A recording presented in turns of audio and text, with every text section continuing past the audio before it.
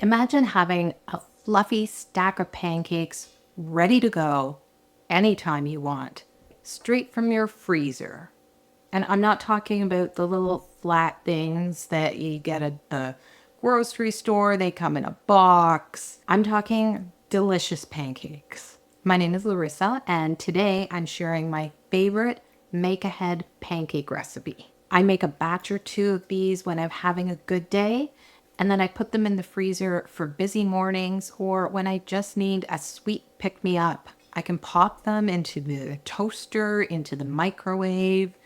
Apparently you can reheat them on a frying pan. I haven't tried it. Let me know if you have. But these pancakes are awesome. I have a brain injury and sometimes I have bad days, or sometimes I have days where I've had a lot of doctor's appointments and I come home and I can't be bothered to make a whole meal. Sometimes breakfast for dinner feels great, and these pancakes are a way to go.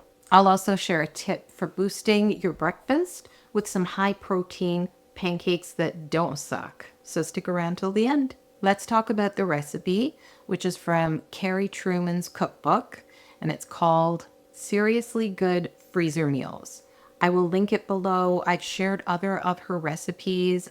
I really like her stuff. She does her research. She has tried her recipes, and I have success a lot of the time the first time I try her recipes. So to make these pancakes, you'll need 2 cups of all-purpose flour, 2 teaspoons of baking powder, half a teaspoon of baking soda, half a teaspoon of salt, 2 large eggs, a half a cup of plain Greek yogurt, a half a cup of milk, and 3 tablespoons of melted butter. I usually mix all of the wet ingredients together first, just so that you break up the eggs and you kind of mix the Greek yogurt in with everything. And then I add the dry ingredients.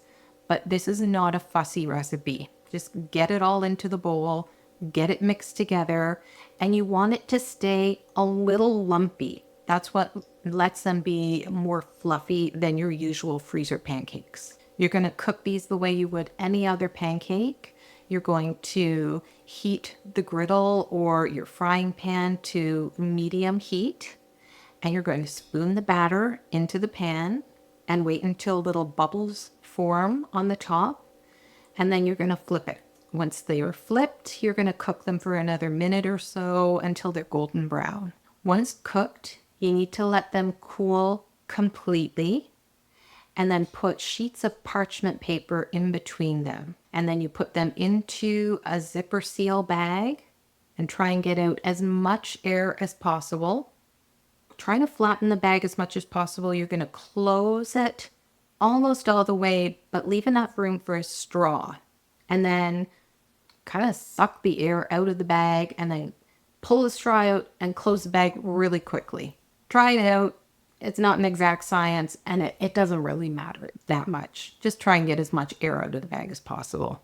You can reheat them straight from the freezer. You don't need to defrost them. You can put them in your toaster. You can pop them in the microwave, whatever you've got at hand.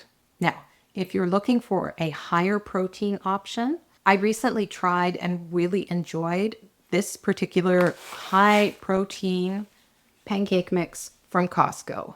It doesn't have that typical protein powder taste. You know, sometimes when you have protein stuff, there's that weird, funky flavor to it. This doesn't have it.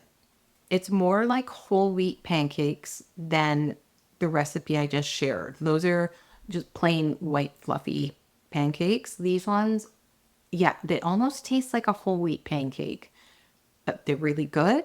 They also freeze well, and they give you a little bit more protein, which is perfect if you're trying to keep breakfast a little more balanced, or if you're recovering from a brain injury like me. We've shared a few dinner recipes and we've shared a few breakfast recipes on the channel. Let us know in the comments below if you prefer more of the dinner type recipes, more of the slow cooker recipes, the breakfast recipes. What could we share that would help make your life a little bit easier? Thank you so much for taking the time to watch this. I hope that the recipes help. Remember to hit the subscribe button for more make-ahead meals and concussion-friendly ideas. Happy cooking, and remember that you are not alone in your concussion.